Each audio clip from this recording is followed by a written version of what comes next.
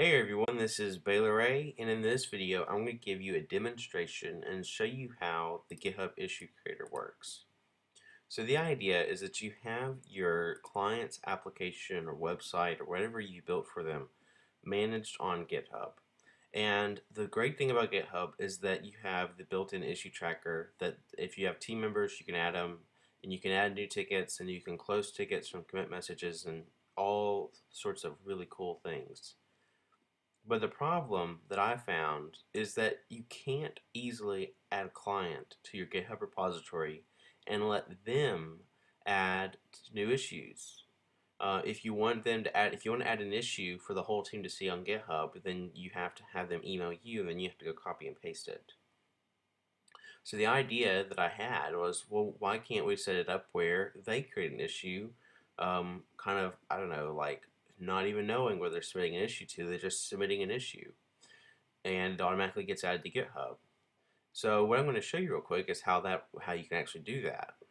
So the first thing I'm going to do is I have my client site, and I've already created a page called newticket.html. You can see it's an empty page, except it has a link to go back to the main site, but it doesn't have a form yet. So, and you'd probably want to put this in the administration area or wherever it is on your client's website. But what I'm going to do real quick is I have the application running, and you can see in the choose a repository, I've chosen migrate client, which was the repository on GitHub, and it's given me this iframe code. I'm going to copy that. I'm going to go paste it in to the client's website on the new ticket.html page. And what I'm going to do is, if I go back and go back to the submit new ticket page, you can see that we have this form.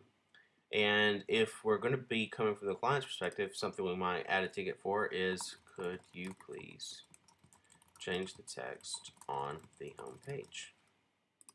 And the descriptions where they would actually describe that. And what I'm going to do is submit a ticket. And if we go back to our issues page, you're going to see that we have, could you please change the text on the home page? It's a new ticket. But the great thing is that it's added a from client label to this.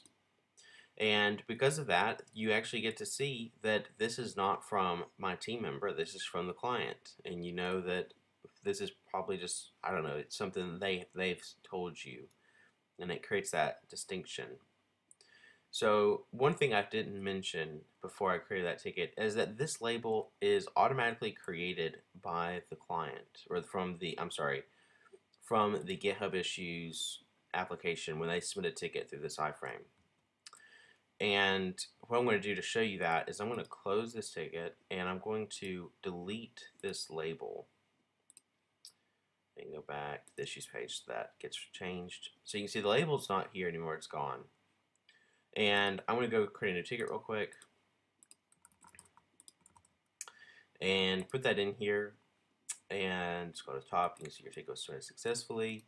And if I reload this page, you can see we have our new ticket with the from client label, even though I just deleted it.